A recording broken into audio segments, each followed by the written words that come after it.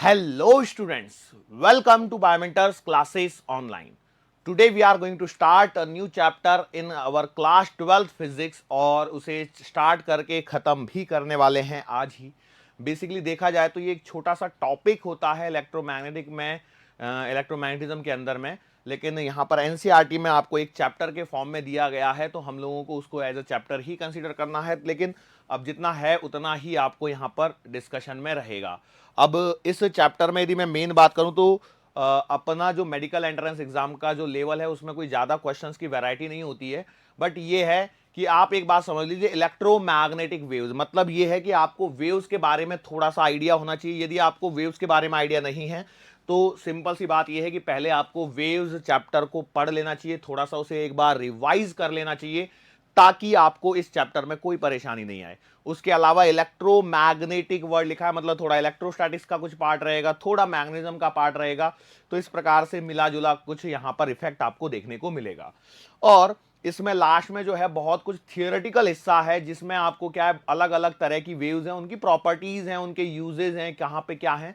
तो theoretical question बहुत सारे ढेर सारे यहां पर बनने की संभावना रहती है, तो उनको आप एक बार जरूर जरूर देखें. ठीक है, ओके. उसके अलावा जो स्पेशल क्या क्वेश्चन इस चैप्टर में जो स्पेसिफिक बन सकता है आपको वो मैं यहां पर जरूर बताऊंगा. So let us start with the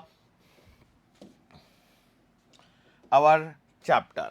so heading आप लोगों ने डाल ली होगी और हेडिंग है आपके पास में इलेक्ट्रोमैग्नेटिक वेव्स. ठीक है, इलेक्ट्रोमैग्नेटिक वेव्स ये हमारे पास में चैप्टर है. ठीक है, तो बेसिकली यहां पर क्या है कि हम लोग यहां पर क्या कह रहे हैं कि इस चैप्टर में इलेक्ट्रोमैग्नेटिक वेव, तो एक तरह से हम लोगों को डिस्कशन तो वेव का ही करना है, लेकिन यहां पर जो चीजें हैं वो बेसिकली क्या है, सबसे पहले हम लोग यहां पर बात करेंगे वो है बेटा मैक्सवेल्स इक्वेशंस की तरफ में हम लोग सबसे पहले स्टार्ट करेंगे. और उसमें भी हमारी जो पहली हेडिंग है वो है मैक्सवेल्स डिस्प्लेसमेंट करंट. ठीक है, मैक्सवेल्स डिस्प्लेसमेंट करंट. ठीक है, यहां तक हम लोगों को पहुंचना है. Maxwell's displacement current Maxwell equations का ही एक पार्ट है छोटा सा, जिसे हम लोग यहां पर पढ़ने की कोशिश कर रहे हैं. बेसिकली देखा जाए तो हम लोग कुछ पॉइंट्स को जानते हैं. वो पॉइंट क्या है कि जब आपके पास में किसी कंडक्टर में से चार्ज फ्लो होता है, मतलब किसी कंडक्टर में से करंट फ्लो होता है, तो किसी कंडक्टर में से करंट फ्लो होने के कारण एक मैग्नेटिक फील्ड उसके आजू बाजू में आ जाता है. Yes, do we know this? Yes, okay. अब इस करंट के कारण मैग्नेटिक फील्ड आ गया, ये बात मैं जानता हूं. और एक मैग्नेटिक फील्ड के कारण हमारे पास में मैग्नेटिक फील्ड से मैग्नेटिक फ्लक्स की तरफ पहुंचते हैं, और मैग्नेटिक फ्लक्स से हम लोग कहते हैं यदि मैग्नेटिक फील्ड चेंज हो रहा हो तो हमारे पास में इंड्यूस ईएमएफ आ जाता है और इंड्यूस करंट भी आ जाता है यदि कंडक्टर क्लोज हो. लेकिन ईएमएफ आ जाता है, इतना हम लोग जानते हैं. और मतलब यहां पर एक पॉइंट और आ जाता है, वो ये है कि भैया हमारे पास में एक इलेक्ट्रिक फील्ड आ जाता है, इंड्यूस इलेक्ट्रिक फील्ड आ जाता है. इंड्यूस इलेक्ट्रिक फील्ड का भी टॉपिक हम लोग ऑलरेडी पढ़ चुके हैं. नाउ सवाल ये आता है, हमारे मन में जो सवाल आ रहा है वो सवाल ये है कि क्या टाइम वेरिंग इलेक्ट्रिक फील्ड के कारण मैग्नेटिक फील्ड प्रोड्यूस हो सकता है या नहीं हो सकता है, क्या कहानी है.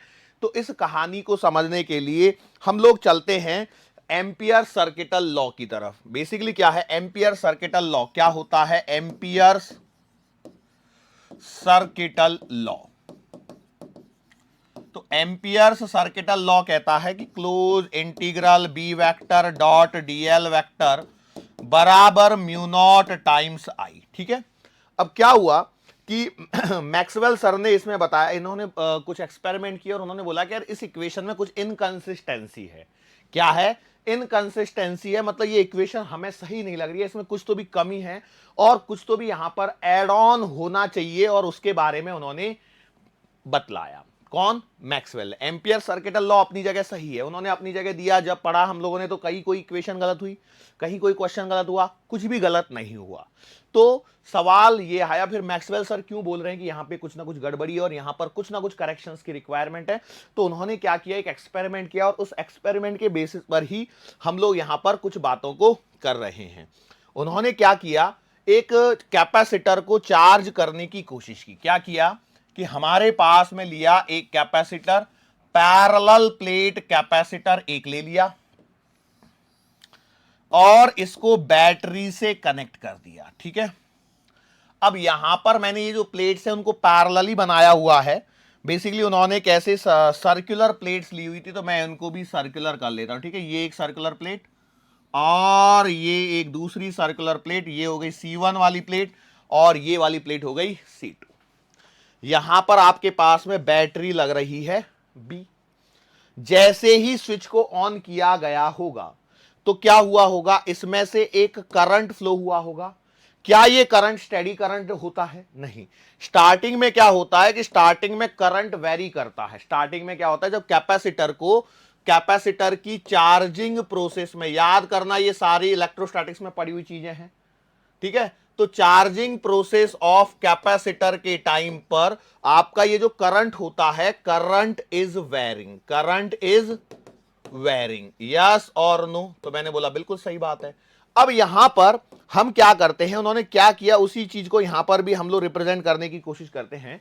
उन्होंने क्या बोला कि ये जो सर्कुलर प्लेट्स बनाई हैं बिल्कुल आइडेंटिकल, मैंने क्या किया, ऐसा ही एक सर्कुलर रीजन क्रिएट किया। क्या किया? ऐसा ही एक आइडेंटिकल सर्कुलर रीजन क्रिएट किया और एक रीजन बेटा मैंने यहां ले लिया और एक रीजन मैंने यहां ले लिया, ठीक है। दो रीजन ले लिए। इसको मान लीजिए ये पॉइंट P है, इसको मान लीजिए ये पॉइंट M है।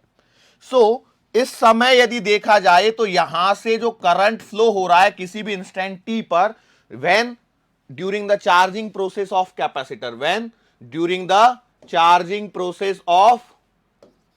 कैपेसिटर, कैपेसिटर की चार्जिंग प्रोसेस में जो करंट फ्लो हो रहा है वो I ऑफ T हो रहा है। मैंने मान लिया, लेट्स से इसकी जो रेडियस है वो स्मॉल r मान लेता हूं। कितनी मान लेता हूं? स्मॉल r मान लेता हूं। तो using amperes circuital law, what can I right? Ampere के सर्किटल लॉ का उपयोग करते हुए मैं क्या लिख सकता हूं? मैं लिख सकता हूं close integral B vector dot dl vector बराबर mu naught times I of T। बोलो यस और नो। मैं बोला सही बात है। तो यदि मैं यहां पर एक पॉइंट P कंसीडर किया गया है, ध्यान रखना यहां पर पॉइंट M कंसीडर किया गया है ना, रीजन कैसा, सर्कुलर रीजन एक कंसीडर कर रहा हूं। क्यों कंसीडर कर रहा हूं अभी आपको समझ में आएगा। पॉइंट एक P है जो आउटसाइड द कैपेसिटर है, एक पॉइंट M है जो इस कैपेसिटर की प्लेट्स के अंदर में है। ध्यान से सुनना मैं क्या बोल रहा हूं। A point P is lying outside the capacitor plates, point M is lying inside the capacitor plates। और अब मेरी चाहत यह है कि मैं आपसे पूछता हूं कि बताओ magnetic field at point P। मैं आपसे पूछ रहा हूं magnetic field at point P, how will you write point P? तो you will be writing close integral B vector dot dl vector और is equals to mu naught times I of T।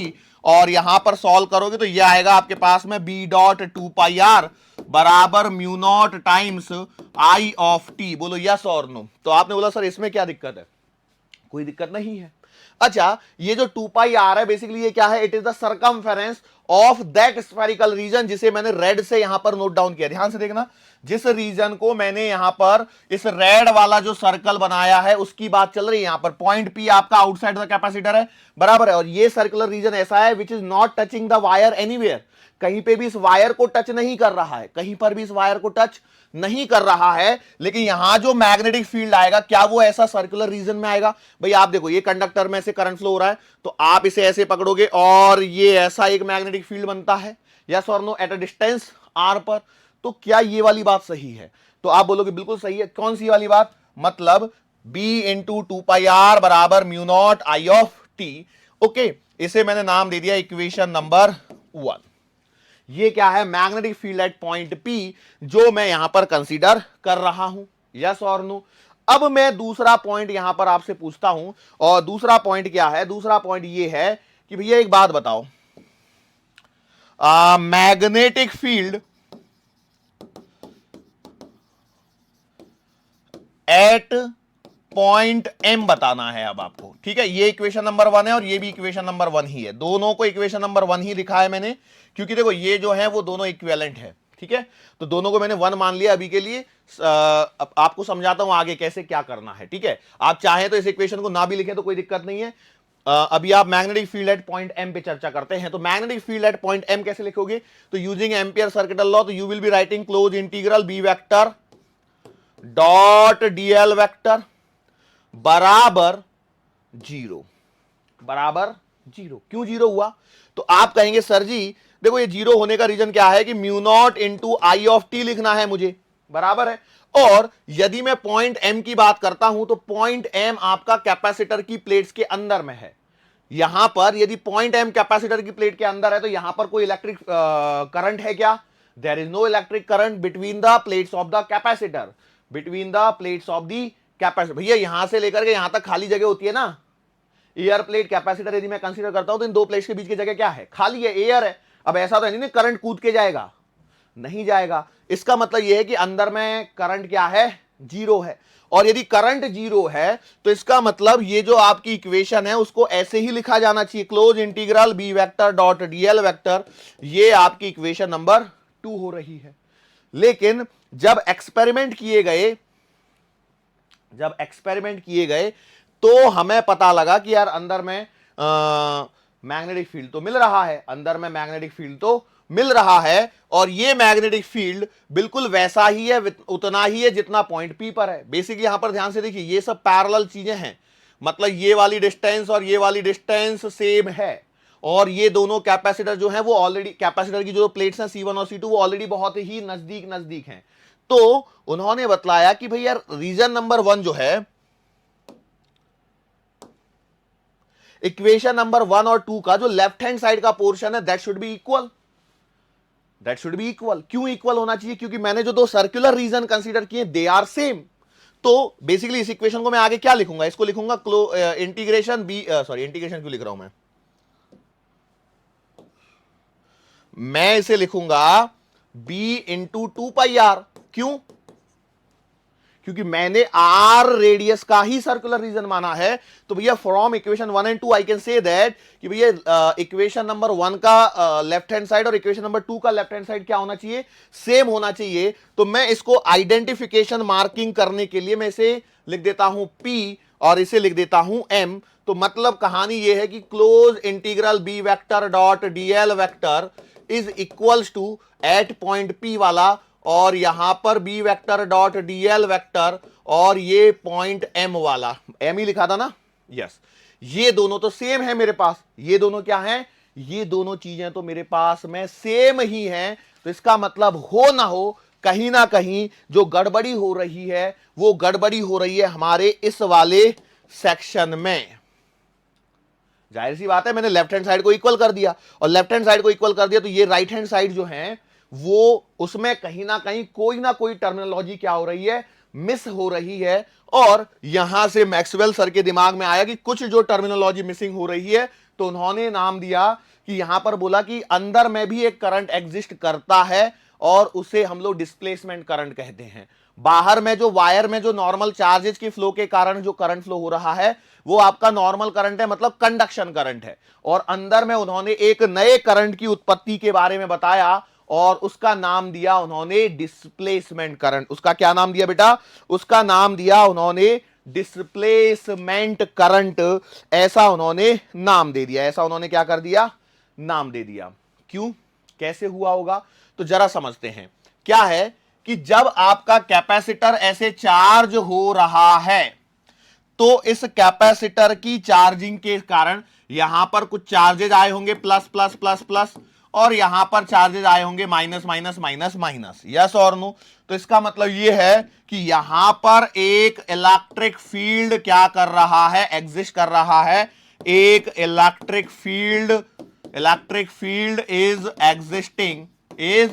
Existing between plates of capacitor, बोलो yes और no. तो आपने बोला सही बात है। अब यदि इलेक्ट्रिक फील्ड एग्जिस्ट कर रहा है मतलब मैं यहां पर सोच सकता हूं कि there is some electric flux,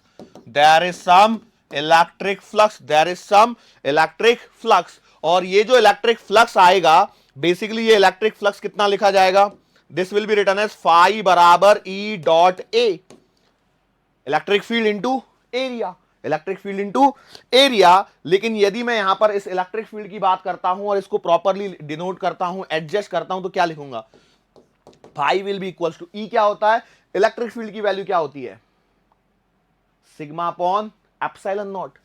तो आप लिखोगे sigma upon epsilon naught into A, और सिग्मा को क्या लिखोगे बेटा, 1 upon epsilon naught Q upon A into A cancel, तो फाई बराबर क्यू अपॉन एप्सिलॉन नॉट। हालांकि ये बात मैं डायरेक्टली भी बोल सकता था आपको कि जो फ्लक्स आएगा उस क्लोज सरफेस के अंदर में वो Q inside upon epsilon not आने वाला है, इसमें तो कोई परेशानी वैसे भी नहीं थी। लेकिन मैं यहां पर एक पॉइंट और बोलता हूं कि भैया यदि मैं इसे बात करता हूं differentiating with respect to time, तो मुझे एक टर्मिनोलॉजी मिलती है, वो मिलती है D phi by D T बराबर D by D T of Q upon epsilon naught, yes और नो। तो मैं बोला सही बात है। अब जरा यहां पर देखो, मैं इसे क्या लिख सकता हूं, 1 upon epsilon naught D Q by D T.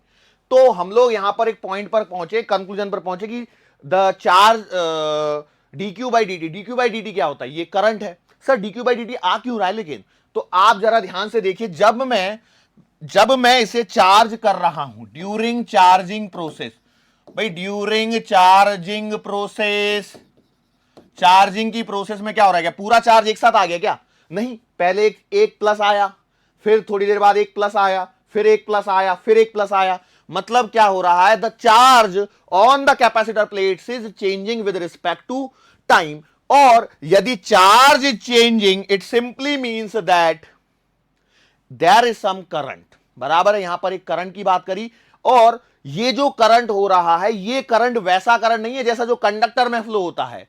Basically यहां पर ये जो चार्जेज जो चेंज हो रहा है, इसके कारण ये चार्जेज क्या है, डिस्प्लेस होते हुए निकलते हैं।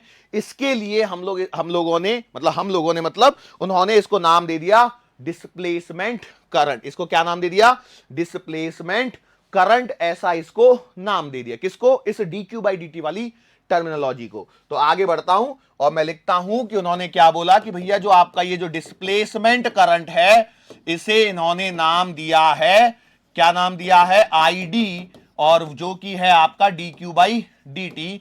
तो आपके पास में जो आईडी आएगा वो कितना आएगा, देखो, epsilon naught d phi by D t, epsilon naught d phi by D t. सही लिखा है क्या, एक बार चेक कर लूं, एप्सिलॉन नॉट इधर आएगा, d phi by D t, okay सही लिखा है।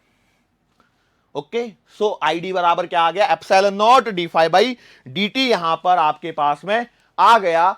और यहां से उन्होंने इस इनकंसिस्टेंसी को दूर किया, और उन्होंने क्या बताया कि देखो, उन्होंने बोला कि आउटसाइड कैपेसिटर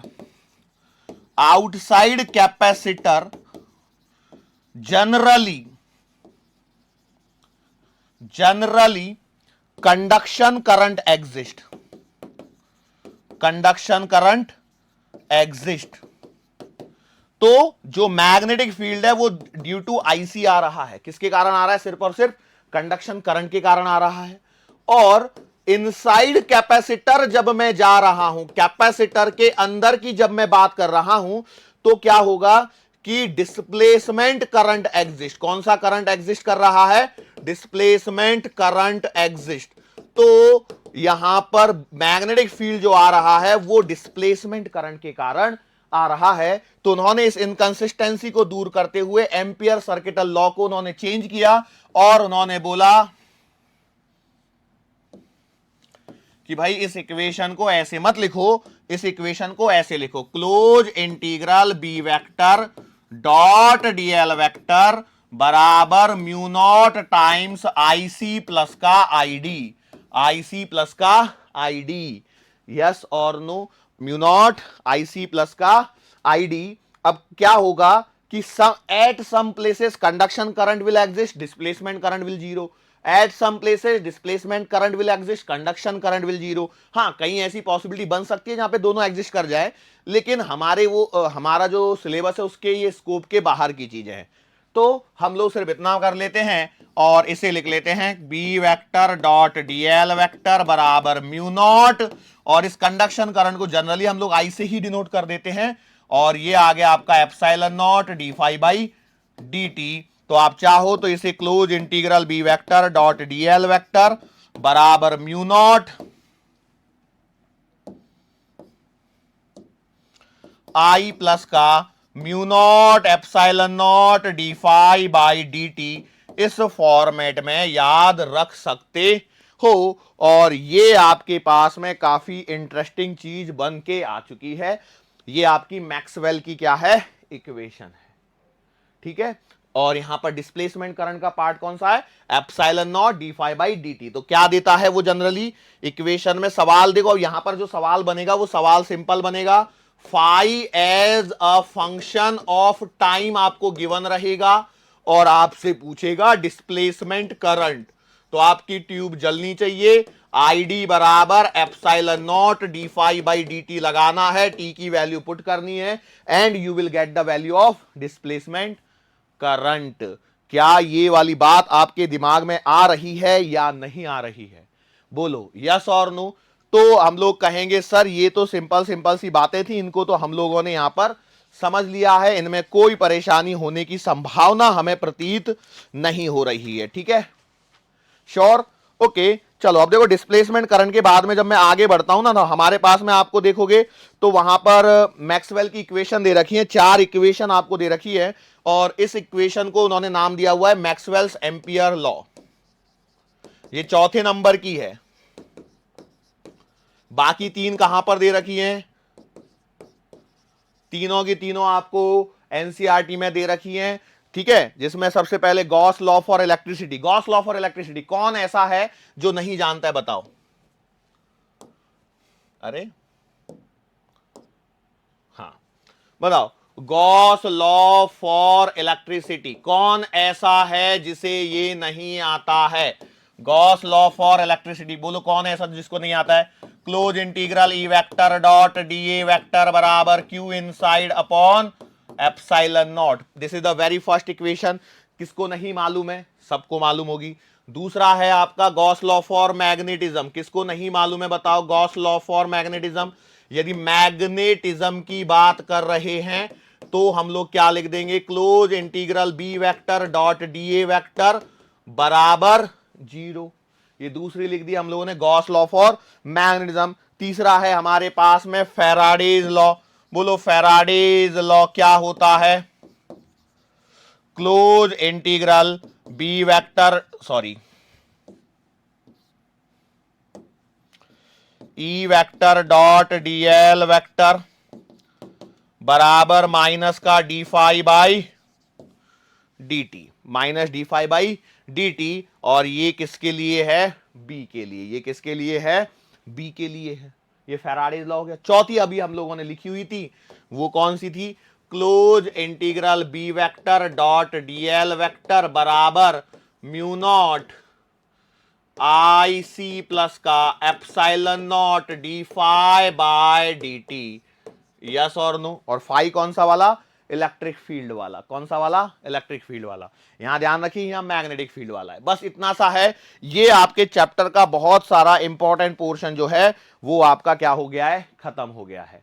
आगे जो अब हम लोग बात करते हैं, तो आगे जो बात कहानी चलती है वो है इलेक्ट्रोमैग्नेटिक वेव के सोर्स और ओरिजिन और उसके नेचर के बारे में, ठीक है। Source, nature of electromagnetic wave, ठीक है, electromagnetic wave. So simple simple सी बात है। पहला point, charge at rest, charge at rest क्या करता है, तो बेटा ये produces only electric field, produces only electric field, produces only electric field, yes और नो। तो आपने बोला बिल्कुल सही बात है। अच्छा, charge in motion, charge in motion, ठीक है, produces what, magnetic field, yes और नो। लेकिन यहां पर ध्यान रखो, यदि मैं यहां पर एक वर्ड लिख देता हूं यूनिफॉर्म मोशन, ठीक है, यूनिफॉर्म मोशन, तो प्रोड्यूसेस मैग्नेटिक फील्ड। क्या ये पूरा स्टेटमेंट सही है बेटा, देखो चार्ज है तो इलेक्ट्रिक फील्ड तो आएगा, तो प्रोड्यूसेस मैग्नेटिक फील्ड तो लिख दिया आपने, as well as electric field, as well as electric field, ये यहां पर पॉइंट आ जाता है। अब क्या होता है, यदि हमारे पास में एक्सेलरेटेड चार्ज हो, कैसा चार्ज हो, एक्सेलरेटेड चार्ज हो, तो ये जो एक्सेलरेटेड चार्ज होता है ये आपका इलेक्ट्रोमैग्नेटिक वेव को प्रोड्यूस करता है। क्यों ऐसा हो जाता है, तो भैया देखो, जब आपका चार्ज रेस्ट पर था तो आपको सिर्फ और सिर्फ एक इलेक्ट्रिक फील्ड मिल रहा था, लेकिन जब आपका चार्ज मोशन में आता है तो आपको एक मैग्नेटिक फील्ड मिलता है। अब यहां पर हो क्या रहा है, एक्सेलरेटेड चार्ज है। ये कैसा चार्ज है बेटा, एक्सेलरेटेड चार्ज है। सिंपल भाषा में समझने की कोशिश करते हैं। मान के चलो चार्ज ऑसिलेट कर रहा है तो ऑसिलेशन में भी एक्सेलरेटेड मोशन होती है, ठीक है। सो अब होता क्या है कि जो चार्ज एक्सेलरेटेड चार्ज है उसने एक मैग्नेटिक फील्ड प्रोड्यूस किया, किया या नहीं किया, मैग्नेटिक फील्ड प्रोड्यूस किया, बिल्कुल सही बात है। लेकिन सिंस चार्ज खुद में एक्सेलरेटेड है तो ये जो मैग्नेटिक फील्ड है ये कैसा रहेगा, ये रहेगा टाइम वेरिंग, ये खुद भी क्या हो रहा होगा, वेरी हो रहा होगा, यस और नो। यदि इसमें आप एक कॉन्सेप्ट को लगाइए, थोड़ा सा रिकॉल करिए इलेक्ट्रोमैग्नेटिक इंडक्शन का, कि भैया यदि आपका मैग्नेटिक फील्ड वेरी कर रहा होता है तो इसके कारण क्या आता है, एक इंड्यूस्ड ईएमएफ प्रोड्यूस होता है, और यदि इंड्यूस ईएमएफ प्रोड्यूस हुआ है तो इसका मतलब यहां पर ये एक इलेक्ट्रिक फील्ड को कंटिन्यूअसली प्रोड्यूस करेगा, यस और नो। तो मतलब कहानी क्या हो गई कि ये चार्ज फिर से एक मैग्नेटिक फील्ड को प्रोड्यूस कर रहा है, ये मैग्नेटिक फील्ड फिर से एक इलेक्ट्रिक फील्ड को प्रोड्यूस कर रहा है, फिर ये इलेक्ट्रिक फील्ड खुद से टाइम वेरिंग रहेगा। अब ये टाइम वेरिंग रहेगा तो ये क्या करेगा, फिर से एक मैग्नेटिक फील्ड को प्रोड्यूस करेगा। तो ये कहानी इसमें चलती रह रही है। मतलब क्या हो रहा है, एक दूसरे को ये सपोर्ट करते हुए आगे बढ़ रहे हैं। और जब ये प्रोडक्शन होता है तो इसकी खास बात क्या होती है कि इलेक्ट्रिक फील्ड और मैग्नेटिक फील्ड आपस में क्या होते हैं, परपेंडिकुलर होते हैं। ध्यान रखना मैं क्या बोल रहा हूं, व्हाट आई एम सेइंग, कि इस प्रोसेस में electric field perpendicular to magnetic field, also direction of wave जो यहां पर बन रही है, जिसे हम लोग इलेक्ट्रोमैग्नेटिक वेव कह रहे हैं, is perpendicular to both E and B. Electric field और मैग्नेटिक फील्ड दोनों के क्या है, ये परपेंडिकुलर है। आप यदि एनसीईआरटी पढ़ोगे तो उसमें भी यही बातें लिखी हुई होंगी, और उसमें बोला होगा कि these points are out of the scope of this book, so please remember these concept. यहां पर क्या हो रहा है कि हम लोग ऐसा मान के चलते हैं कि यदि ऐसी सिचुएशन आ रही है कि जो इलेक्ट्रोमैग्नेटिक वेव प्रोड्यूस हो रही है वो जेड एक्सिस के अलोंग ट्रेवल कर रही है। किस एक्सिस के अलोंग, जेड एक्सिस के अलोंग। तो इलेक्ट्रिक फील्ड और magnetic field along X axis and along Y axis रहेंगे। क्या रहेंगे, पॉइंट को ध्यान से सुनना। इसी पे छोटा सा न्यूमेरिकल बनता है। बेसिकली क्या है कि एक इलेक्ट्रोमैग्नेटिक वेव का जो रिप्रेजेंटेशन है, representation of electromagnetic wave travelling along Z direction. तो किस प्रकार से, तो भैया किस प्रकार से बनाओगे, तो एक सबसे पहली बात तो ये है, यहां पर आपको जो फोकस करना है वो क्या है, ये एक वेव है, मतलब इसकी जो इक्वेशन होगी वो वेव के जैसी होगी। अब ये जो वेव की जैसी इक्वेशन है तो ट्रैवलिंग अलोंग जेड एक्सिस यदि मैं मान रहा हूं, देखो मैं वही चीजें ले रहा हूं जो एनसीईआरटी में दी हुई हैं, ठीक है। तो हमारे पास में जैसे मान के चलो मैं लिखता हूं वेव मोशन का कॉन्सेप्ट, जरा रिकॉल करो। वेव मोशन, जो वेव चलती है तो आप लिखते हो x बराबर a साइन के एक्स माइनस ओमेगा टी। ये किस वेव की इक्वेशन है, ये उस वेव की इक्वेशन है जो पॉजिटिव एक्स डायरेक्शन में चल रही है। लेकिन यहां पर क्या है, मैंने बोला कि electromagnetic wave is travelling along Z direction. जब वेव जेड डायरेक्शन में चल रही होगी इलेक्ट्रोमैग्नेटिक वेव, तो उसका इलेक्ट्रिक फील्ड और मैग्नेटिक फील्ड क्या होंगे, एक्स डायरेक्शन और वाई डायरेक्शन में ऑसिलेट कर रहे होंगे। और उसके लिए यदि मैं बात करता हूं तो इस केस में होगा ये कि इलेक्ट्रिक फील्ड जो है एक्स डायरेक्शन में रहेगा, and that will be given as E naught sine K Z minus omega T, और magnetic field will be in Y direction and that will be given as B naught sine K Z minus omega T. This is the simple things you which you need to remember, इसको याद रखना है। यदि मेरी कोई electromagnetic wave Z direction में travel कर रही है तो उसका इलेक्ट्रिक फील्ड एक्स डायरेक्शन में होगा, मैग्नेटिक फील्ड वाई डायरेक्शन में होगा। सर एग्जाम में कैसे करेंगे? वाजिब सवाल है। तो यहां पर कुछ चीजें हैं जिनको आपको फिर से ध्यान रखना है, नोट डाउन करके रखना, स्टैंडर्ड चीजें हैं, सवाल इसी पर पूछा जाता है। सो रिप्रेजेंटेशन ऑफ वेव में कोई परेशानी नहीं होगी बशर्ते आपको वेव मोशन का कॉन्सेप्ट क्लियर है। अरे रिप्रेजेंटेशन ऑफ अ वेव में कोई परेशानी नहीं होगी बशर्ते आपका वेव मोशन का कॉन्सेप्ट क्लियर है। ये क्या रिप्रेजेंट करती है? तो देखो ये यदि ऐसा है, दोनों के साइन अपोजिट है, तो भैया ये पॉजिटिव डायरेक्शन, यहां एक्स लिखा है तो पॉजिटिव एक्स डायरेक्शन में ट्रेवल करती हुई वेव है, बराबर। लेकिन यहां क्या हो रहा है कि यहां पर जो इलेक्ट्रिक फील्ड और मैग्नेटिक फील्ड कंबाइनली एक किसको बनाते हैं? इलेक्ट्रोमैग्नेटिक वेव को यहां पर क्रिएट करते हैं। क्या ये वाली बात आपके समझ में आ रही है? यस और नो? तो मैं बोला ठीक है। बेसिकली होता क्या है,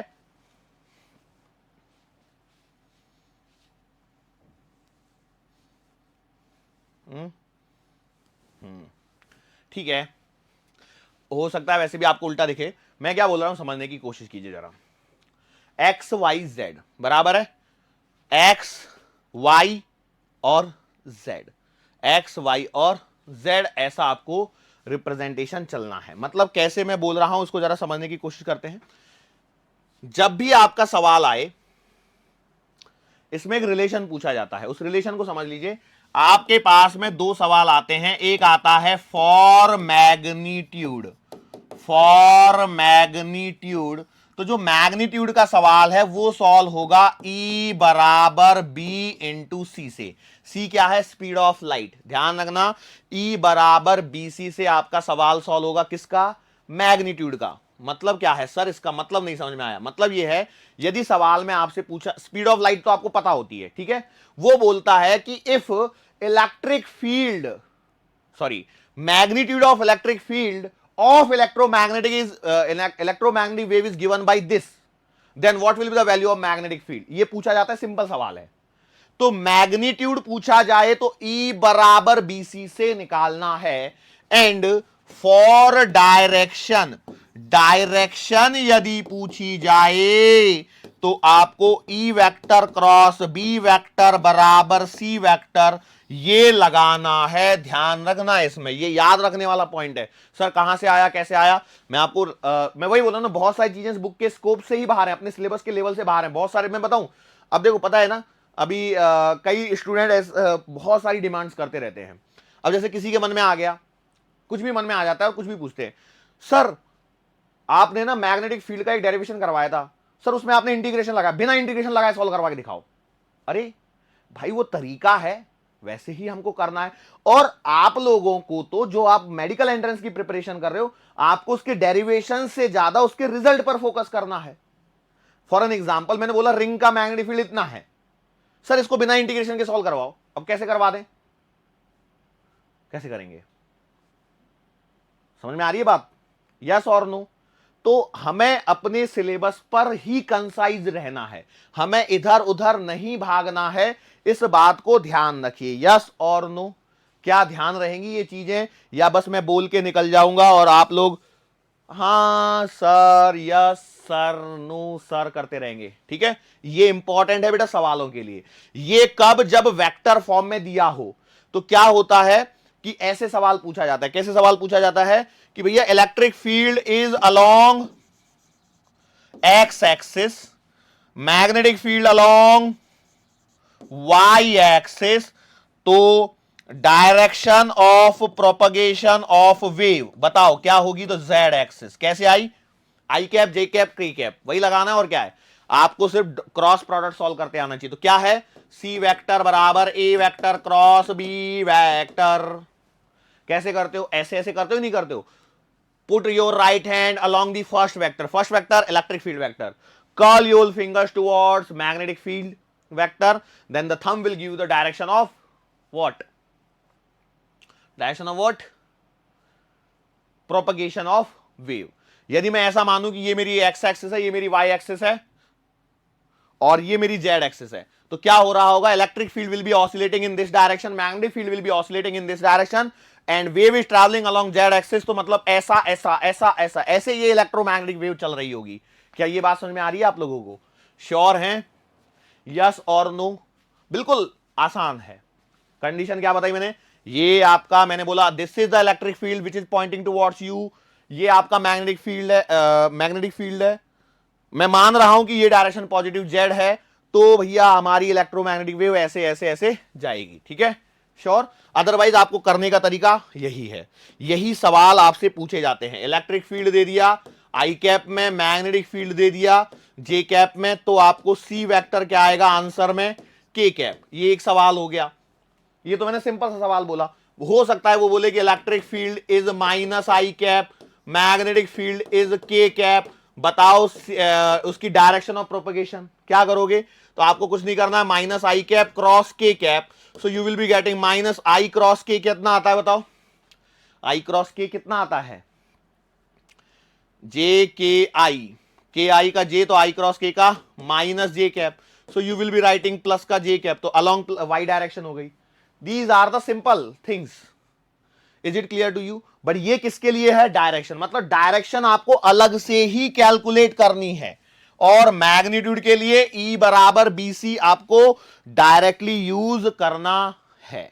इसके अलावा एक और इंपॉर्टेंट पॉइंट, अरे कैरेक्टरिस्टिक्स ऑफ इलेक्ट्रोमैग्नेटिक वेव पे आ गया क्या मैं? चलो ठीक है, कोई बात नहीं, यहीं लिख देता हूं। वो है स्पीड ऑफ लाइट का फॉर्मूला इन वैक्यूम। तो मैं क्या कर रहा हूं, देखो ये न्यूमेरिकल को जो मैंने यहां लिखा है उसको मिटा रहा हूं, एक स्लाइड कम पड़ गई बस।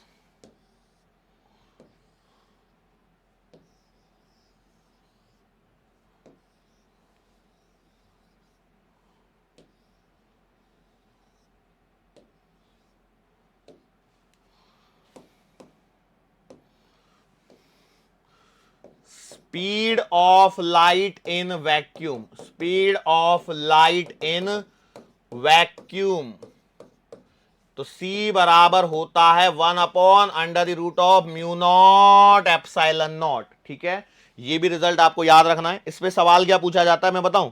इसमें सवाल पूछा जाता है इसके डायमेंशन, इसके साथ में खेलता है एग्जामिनर। 1/√ऑफ म्यू नॉट एप्सिलॉन नॉट की डायमेंशंस क्या होती है? Equals to speed of light. अब वो क्या करता है, इसको ऊपर ले जाता है, या इसके ही इसका स्क्वायर कर दिया, ऊपर ले जाके स्क्वायर कर दिया, और आपसे तमाम छोटी छोटी चीजों पर आपसे क्या पूछ लेता है? डायमेंशंस पूछ लेता है, और आपको कंफ्यूज कर देता है। ठीक है, श्योर?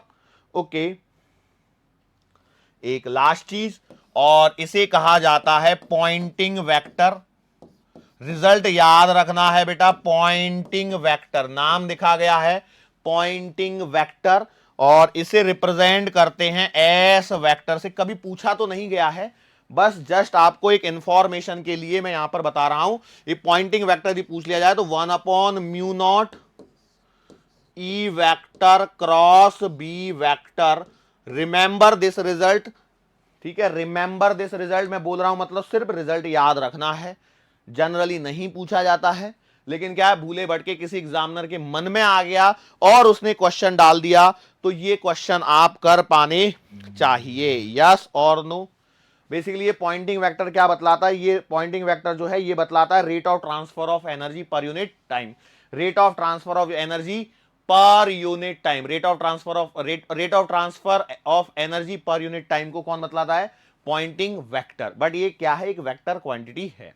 अब यहां से आगे बेटा हमारे पास में जो इलेक्ट्रोमैग्नेटिक वेव आई हैं, अब इनके आगे कैरेक्टरिस्टिक्स वगैरह ये सारी बेसिक सी चीजें हैं, एकदम थियोरेटिकल पॉइंट यहां पे आपके चालू हो रहे हैं। कैसे?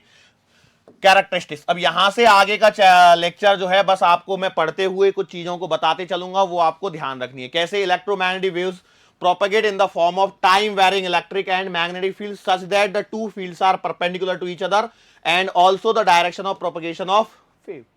बोलो, क्या मैंने यही बात इतनी देर से बता रहा था? अच्छा, इलेक्ट्रोमैग्नेटिक वेव की खास बात यह है कि इनका नेचर कैसा होता है? इलेक्ट्रोमैग्नेटिक वेव जो है वो ट्रांसवर्स होती है, लॉन्गिट्यूडनल नहीं होती है। वेव मोशन में डिस्कस किया हुआ है, अपना साउंड वेव जो होती है वो लॉन्गिट्यूडनल होती है, इलेक्ट्रोमैग्नेटिक वेव ट्रांसवर्स होती है। इलेक्ट्रोमैग्नेटिक वेव ट्रांसवर्स होती है। ऑल्सो इलेक्ट्रोमैग्नेटिक वेव को किसी भी चलने के लिए किसी भी मेटेरियल मीडियम की आवश्यकता नहीं होती। Light is an electromagnetic wave, और यदि लाइट इलेक्ट्रोमैग्नेटिक वेव है और ये क्या है आपका यहां से ट्रेवल कर जाती है, कहां से, वैक्यूम में से भी। ओके, उसके अलावा क्या है, they can travel through vacuum as well as solid, liquid, gases वगैरह।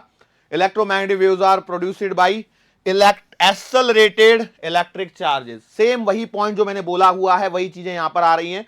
अच्छा, ये वेव है, मतलब सी वी बराबर, देखो हम लोगों ने साउंड में पढ़ा था वी बराबर एन लैम्बडा, यहां आ गया सी बराबर न्यू लैम्बडा, बस इतना ही फर्क है। साउंड वेव में वी बराबर एन लैम्बडा पढ़ के आते हैं, यहां सी बराबर न्यू लैम्बडा लिखते हैं।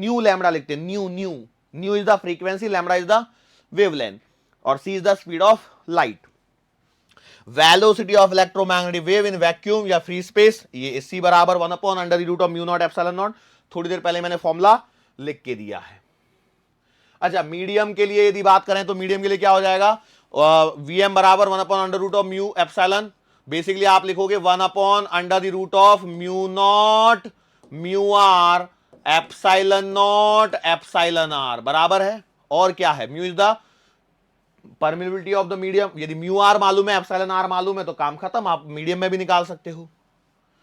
Electromagnetic waves obey the principle of superposition of wave. यदि वेव है तो सुपरपोजिशन प्रिंसिपल को फॉलो करती है। वेव मोशन चैप्टर को रिकॉल कीजिए, इसलिए मैंने पहले ही बोला था, the electromagnetic waves exert pressure on the surface on which they are incident. वो जिस सरफेस पर आकर गिरती है वो वहां पर एक प्रेशर एक्सर्ट करती हैं। The low frequency electromagnetic waves are unaffected by external electric and magnetic field. Low frequency वाली जो इलेक्ट्रोमैग्नेटिक वेव होती हैं उन पर इलेक्ट्रिक और मैग्नेटिक फील्ड का कोई इफेक्ट नहीं पड़ता है। यहां पर जो इलेक्ट्रिक फील्ड और मैग्नेटिक फील्ड की जो एनर्जी होती है, देखो वेव है तो उसके पास में एनर्जी होगी, और ये जो एनर्जी है वो इलेक्ट्रिक फील्ड और मैग्नेटिक फील्ड में इक्वली क्या रहती है, डिस्ट्रीब्यूटेड रहती है।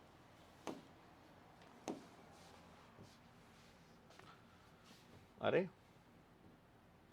स्पेक्ट्रम क्या होता है, तो ये इन इलेक्ट्रोमैग्नेटिक वेव्स को हम लोग एक साथ कंबाइन कर देते हैं, और अलग अलग जितनी भी इलेक्ट्रोमैग्नेटिक वेव हैं, तो शुरुआत होती है कि radio waves, microwaves, infrared wave, visible light, UV rays, X rays और गामा रेज, इन सब के बारे में हम लोगों को पढ़ना है, प्रॉपर्टीज और उनके यूजेस क्या क्या हैं। ठीक है, तो ये स्पेक्ट्रम यहां पर दिखाया गया है। सबसे पहले रेडियो वेव्स है। रेडियो वेव्स के अंदर में बहुत सारे टाइप है, long radio waves, am radio wave, television, FM radio, short, ठीक है, ये अलग अलग टाइप की रेडियो वेव्स हैं। फिर उसके बाद सॉरी यहां पे शॉर्ट रेडियो वेव्स भी हैं। उसके बाद में माइक्रोवेव्स, इंफ्रारेड बोला था क्या मैंने, फिर विजिबल, फिर अल्ट्रावायलेट, एक्स रेज और गामा रेज।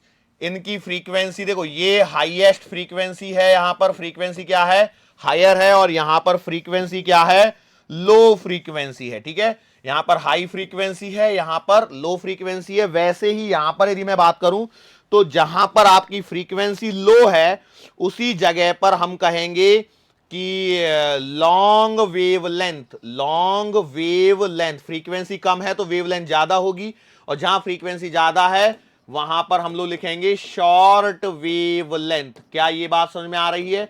और इस विजिबल रीजन को आगे फिर से इसमें विबग्योर में क्या करते हैं, आई नहीं लिखा क्या, 3 और 3 6 दिख रहे हैं, ओके, बीच का इंडिगो गायब है, कोई दिक्कत नहीं है, विबग्योर। तो ये रे ऑप्टिक्स के अंदर में फिर से पढ़ना ही है हमको स्पेक्ट्रम एक बार और। सो यहां से आगे हमारे पास में जो वेव्स हैं वो आना चालू होती है। हम लोग सबसे पहले स्टार्ट कर रहे हैं गामा रे से, मतलब हाई फ्रीक्वेंसी से हम लोग कहां जा रहे हैं, शॉर्ट फ्रीक्वेंसी की तरफ। तो देखो क्या हो रहा है, gamma rays are having wavelength ranging nearly 10⁻⁻12 से 10⁻12, ये गामा रेज हैं। गामा रेज क्या है, ऐसी रेज जिनकी जो वेवलेंथ की जो रेंज है, देखो अब यहां पर है ना, रेंज थोड़ी थोड़ी सी आपको याद हो तो अच्छी बात है, और याद नहीं है तो बेटा कोई दिक्कत वाली बात वैसे तो नहीं है, लेकिन क्या है ना, कभी कभी सवाल फंस जाते हैं, ऐसे सवाल जैसे आई थिंक सो कि हम लोग कहां कर रहे थे ऐसा सवाल, हम लोगों ने थर्मल प्रॉपर्टीज ऑफ मैटर में एक सवाल किया होगा जहां पर अल्ट्रासोनिक वेव्स के रेंज के रिगार्डिंग में एक पॉइंट आया था। फिर थर्मल रेडिएशन में हम लोग बात कर रहे थे कि 1 माइक्रोमीटर से 100 माइक्रोमीटर की रेंज वाली जो बातें चल रही थी। ठीक है, ओके। सो अब इनकी प्रॉपर्टीज क्या होती है बेटा, प्रॉपर्टीज के बारे में बात करनी है तो प्रॉपर्टीज सिंपल सी प्रॉपर्टी है। These rays are highly penetrating, highly penetrating इनका नेचर है, इसका मतलब क्या है कि ये they can penetrate through thick iron and lead blocks also, इनसे भी पेनिट्रेट कर जाएंगी। इनकी जो आयोनाइजिंग पावर है वो मॉडरेट लेवल की होती है। ये फोटोग्राफिक प्लेट्स को अफेक्ट करते हैं। ये लिविंग सेल को मार देती हैं जहां पर भी ये आके गिरती हैं। सेल का मतलब समझ में आ रहा है, कोशिका की बात चल रही है हिंदी मीडियम। नहीं तो कई लोग सोच रहे होंगे अच्छा वो जो बैट टॉर्च में लगाते हैं वो वाला सेल एवर रेडी, वो नहीं है, ये लिविंग सेल की बात चल रही है।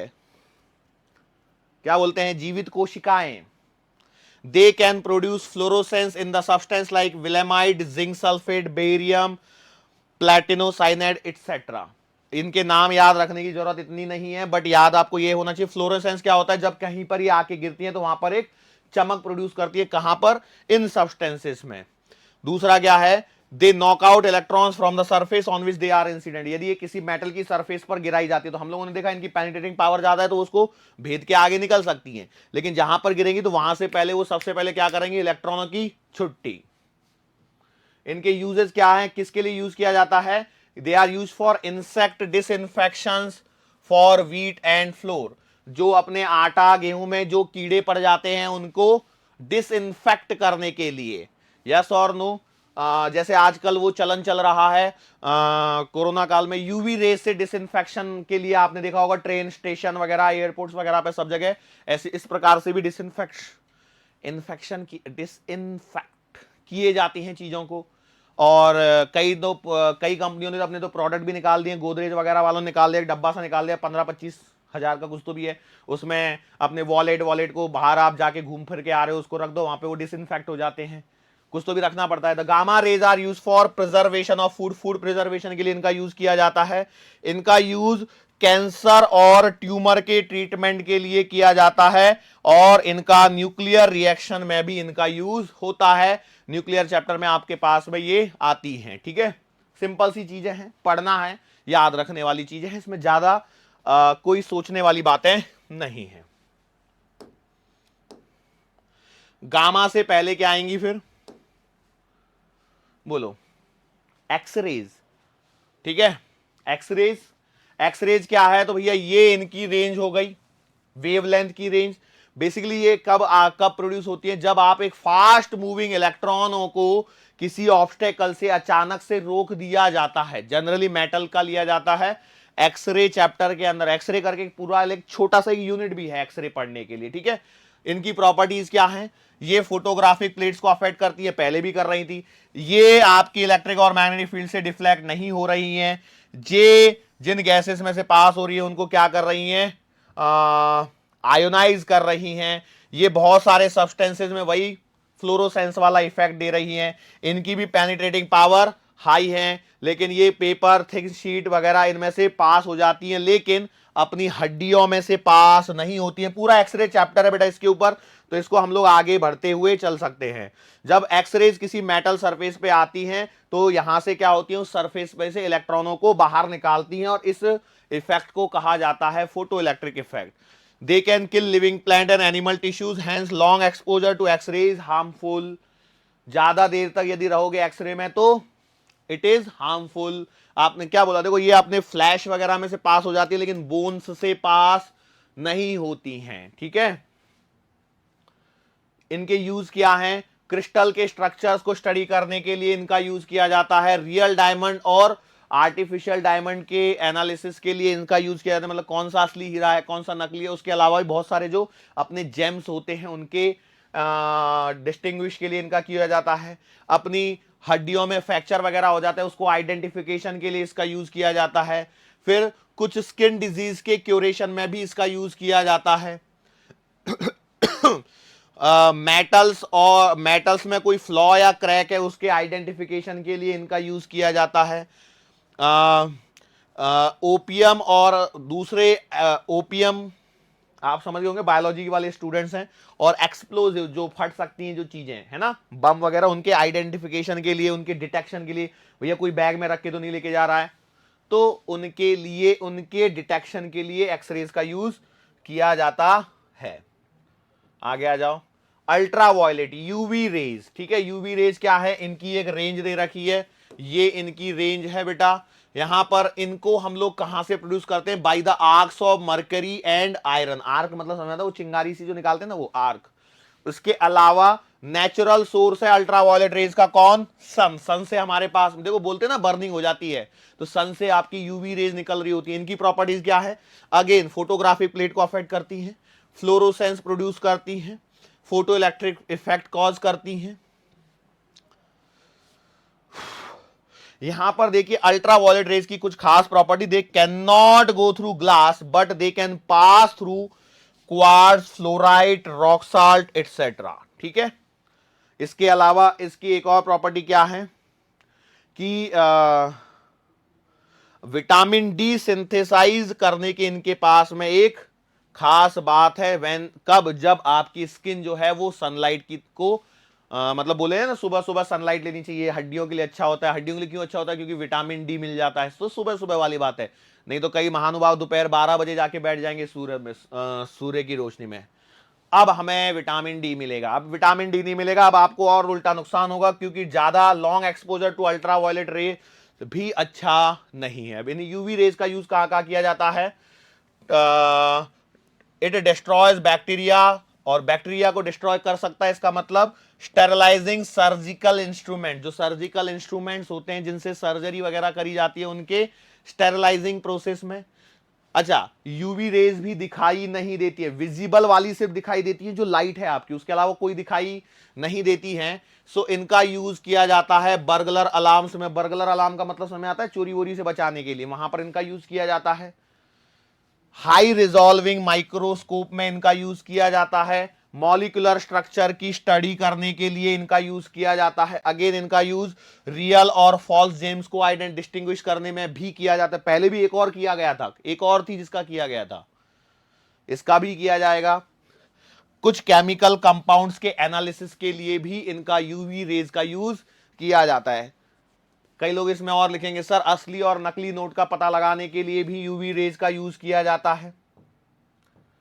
एकदम देखो ये चैप्टर ऐसा है ना जिसमें हमें ज्यादा ये नहीं करना है, बहुत सारी छोटी छोटी सी प्रॉपर्टीज वगैरह हैं जिनको बस आपको एक बार देख लिया ना आपने तो आपका काम हो जाएगा। ठीक है। अब ये हम लोग पहुंच गए कहां पर? विजिबल लाइट की तरफ पहुंच गए। विजिबल लाइट में क्या है?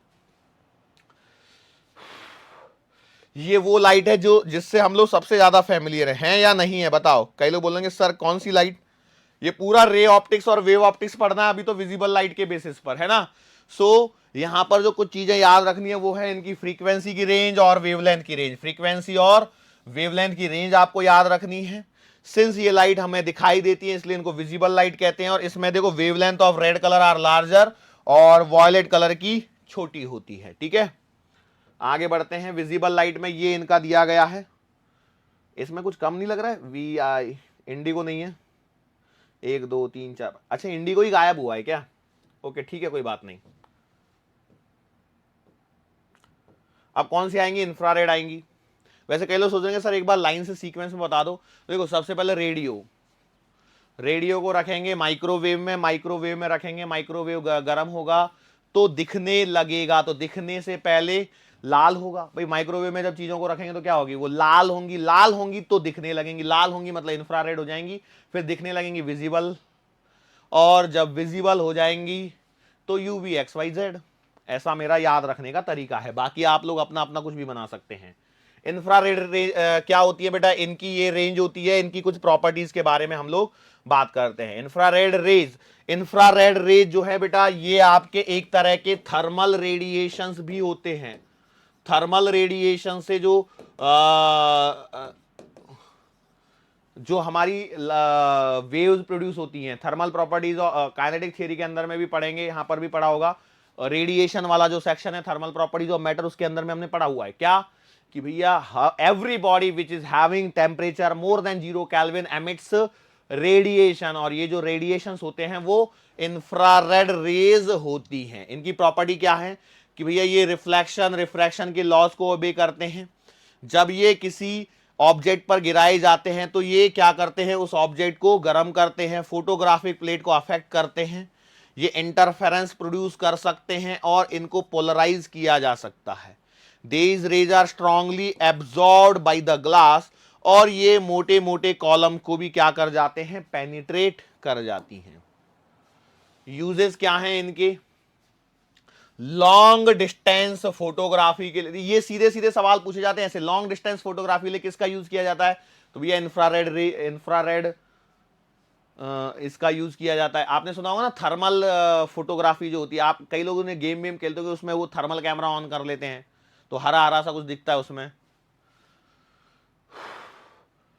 Photographs can be taken in complete darkness by using the infrared film. Point है, काम क्या पॉइंट है, देखो यही काम का पॉइंट है, बाकी तो इसमें कुछ है नहीं।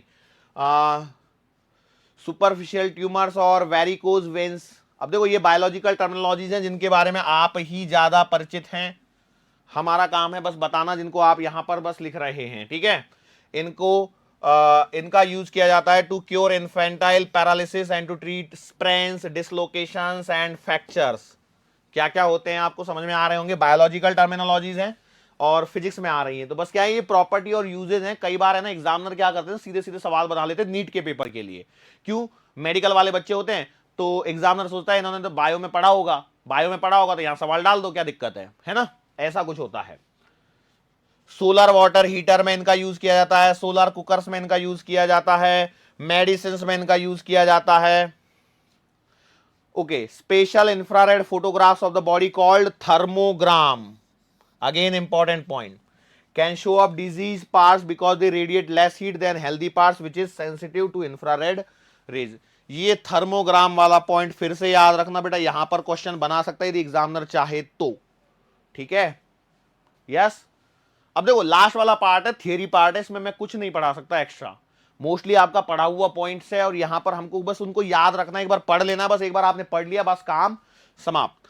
अच्छा, रिमोट कंट्रोल टीवी, वीसीआर, इनके जो रिमोट्स होते हैं उन पे इंफ्रारेड लाइट्स का यूज किया जाता है। इंफ्रारेड के बाद में क्या बच गई अभी? माइक्रोवेव और रेडियो वेव, दो और बच गई हैं। तो भैया माइक्रोवेव क्या है, ये इनकी रेंज हो गई फ्रीक्वेंसी की। अच्छा, इनको प्रोड्यूस कैसे किया जाता है? तो इलेक्ट्रिकल ऑसिलेटर सर्किट से, जहां पर क्या होता है, एक इंडक्टर होता है और एक कैपेसिटर होता है, मतलब बहुत सारे ऑसिलेटर होते हैं। अब हमारे सिलेबस का पार्ट नहीं है, हार्टले ऑसिलेटर, कॉलपिट ऑसिलेटर, इनमें एल और सी का कॉम्बिनेशन बनाया जाता है, इंडक्टर और कैपेसिटर का कॉम्बिनेशन बनाया जाता है, जिसे बीजेटी या एफईटी से कनेक्ट किया जाता है। एफईटी क्या होता है? Field effect transistor. बीजेटी क्या होता है? Bipolar junction transistor. बीजेटी हमारे क्लास 12 के सिलेबस में है, सेमीकंडक्टर में, ठीक है, ट्रांजिस्टर या बीजेटी जिसे बोलते हैं, ठीक है। ओके, इसकी प्रॉपर्टी क्या है? अगेन रिफ्लेक्शन, रिफ्लेक्शन तो ये देखो इसमें ज्यादा परेशानी वाली बात नहीं, they heat an object on which they are incident, ये छोटा सा पॉइंट था माइक्रोवेव में इनकी प्रॉपर्टी। इनका यूज क्या है? तो भैया यूज है हमारा खाना बनाने में सबसे बड़ा, तो है ना माइक्रोवेव के अंदर में। माइक्रोवेव ओवन बोलते ही क्यों है? क्योंकि उसमें माइक्रोवेव्स का यूज किया जाता है। और कहां है? Transmission of TV signal for long distance telephone communication, cooking के लिए, रडार सिस्टम में for the location of distant object like ships, aeroplane etcetera के लिए, और study of atomic and molecular structure में। तो देखो मॉलिक्यूलर स्ट्रक्चर में कौन कौन, बहुत सारी चीजें यहां काम में आती हैं। ओके, इसके बाद में लास्ट बची होंगी रेडियो वेव्स, हैं क्या कि नहीं है रेडियो वेव्स भी है भैया। रेडियो वेव्स वो वेव्स हैं जिनकी वेवलेंथ सबसे बड़ी होती है और फ्रीक्वेंसी सबसे कम होती है, ठीक है। लास्ट में मैं सबका सीक्वेंस भी लिख दूंगा, एक बार और मैं बता दूंगा। इनकी प्रॉपर्टीज के बारे में बात करें तो ये रिफ्लेक्शन, रिफ्रैक्शन के लॉज को ओबे करती हैं। ये radio waves get diffracted from obstacles coming in their path. तो इसके बाद में जब आपका चैप्टर चालू होगा ऑप्टिक्स वाला सेक्शन, जिसमें रे ऑप्टिक्स और वेव ऑप्टिक्स वाले दो चैप्टर हैं, तो वहां पर ये टर्मिनोलॉजीज अच्छी समझ में आएंगी। रिफ्लेक्शन का मतलब क्या है, रिफ्रैक्शन का मतलब क्या है, और डिफ्रैक्शन का मतलब क्या है, ठीक है। ये तीनों अलग अलग हैं बेटा, परावर्तन, अपवर्तन और एक और रह गया, डिफ्रैक्शन को क्या बोलते हैं हिंदी में? चलो कोई बात नहीं, आप बता सकते हैं।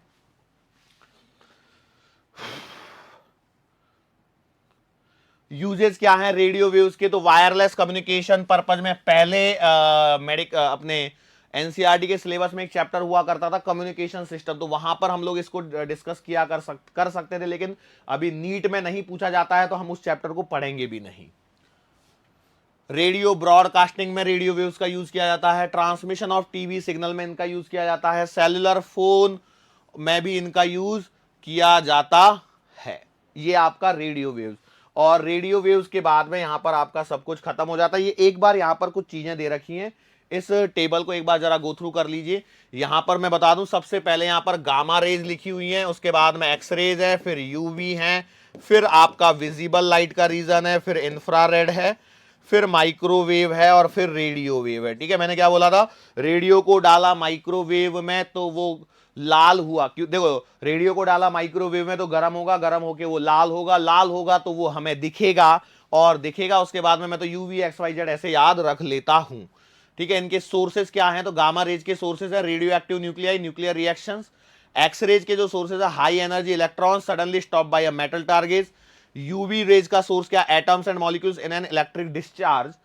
विजिबल लाइट के सोर्स क्या है, तो बहुत सारे सोर्स हैं इसमें, तो विजिबल लाइट में तो कोई दिक्कत ही नहीं है। इंफ्रारेड के सोर्स क्या है, एवरी हॉट बॉडी।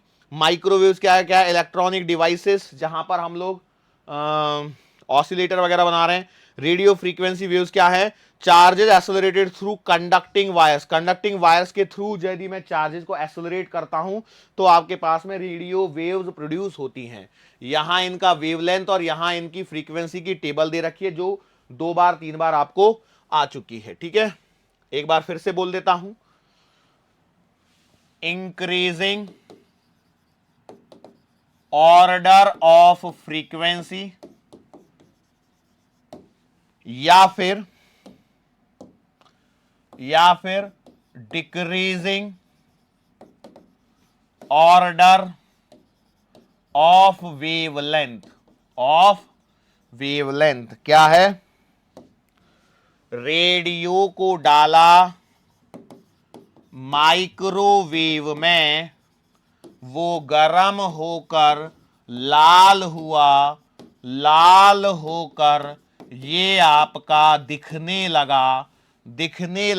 उसके बाद में मैं बोलता हूं यूवी एक्स वाई जेड। ठीक है, तो ये मेरा सीक्वेंस। और विजिबल लाइट में क्या होता है, विबग्योर। ठीक है, विजिबल लाइट में हम लोग क्या लिखते हैं, विबग्योर।